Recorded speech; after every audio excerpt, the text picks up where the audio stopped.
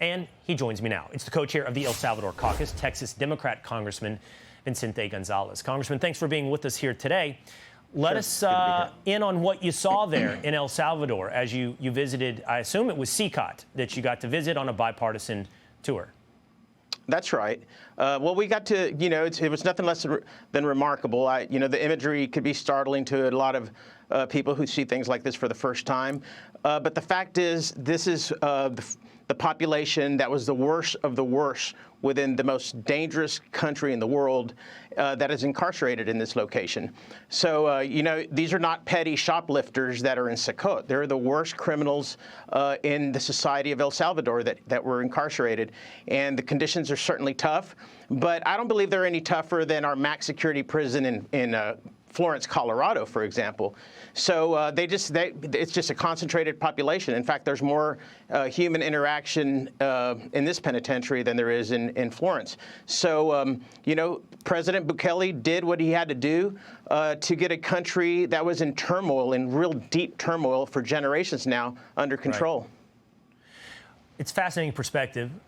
To be quite honest with you, Congressman, it's fascinating perspective to hear from a Democrat, because currently we live in an environment of hyperbole that's described this prison as a gulag and making it sound a bit like the worst of the worst places on earth. So it's fascinating to hear you compare it to Leavenworth and other prisons, federal prisons here at home.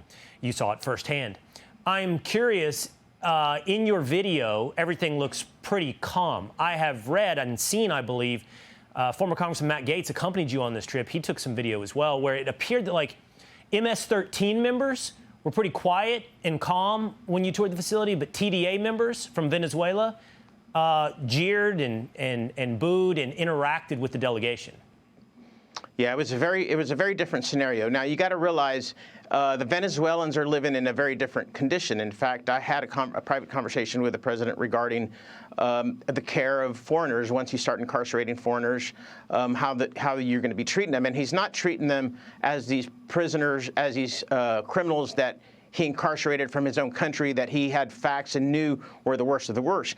These are treated much more like some of the detention centers that you see along the border that detain some of the deportees, and they're given 3 square meals a day. They're given more freedom within their detainment center. So the reaction is certainly not near as submissive as what you see on the Salvadorian side. Oh, that's interesting. So it's a matter of freedom, what it is. You're suggesting it's even more akin to what they might see in the United States.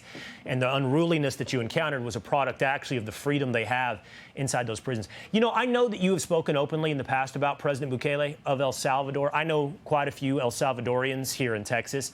And I've been really interested to find out that many of them think really highly of Bukele and what he's done for El Salvador, that his approval rating is through the roof, and it was needed, this safety brought to El Salvador. Yeah. Clearly, I think that's what the Salvadorian people want. That's what Mexican nationals want. That's what countries all around the world want, and some of the most dangerous countries in the world. They want peace and security and freedom within their borders.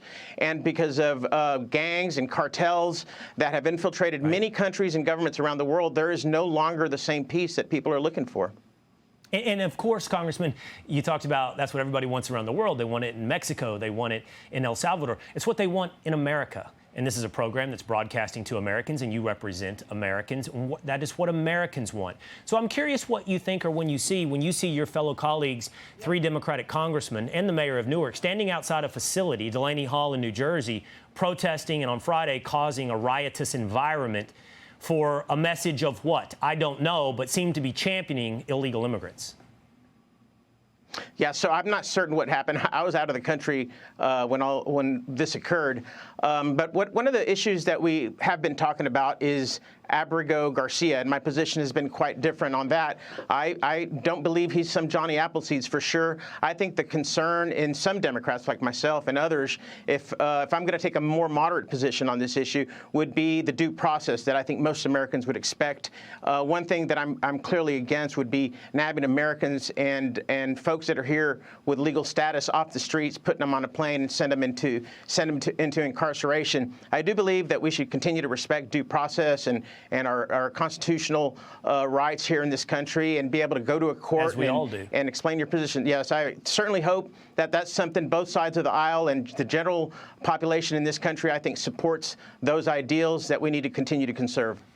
As we all do on the way out, Congressman, but I think, and I hope, I don't know that we have a point of difference. I hope we don't have a point of difference, that the level of due process afforded an American citizen is vastly different than the level of due process afforded an illegal immigrant, and that the administration is offering a measure of due process even to illegal immigrants, specifically often, as pointed out by Tom Homan, in that ICE facility in New Jersey.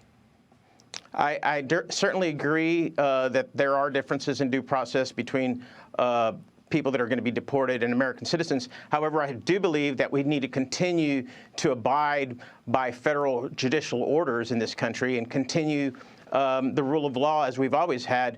And regardless of who is in power in this country, we need to continue to obey the laws and procedures of this country.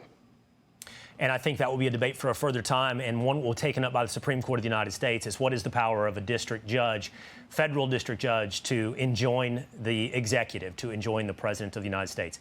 For now, you and I could have that debate, but we'll wait to hear from Chief Justice John Roberts and the other justices on the Supreme Court. All right. Thank you, Congressman Gonzalez. Thank you. All right. Click here to subscribe to the Fox News YouTube page to catch our hottest interviews and most compelling analysis. You won't get it anywhere else.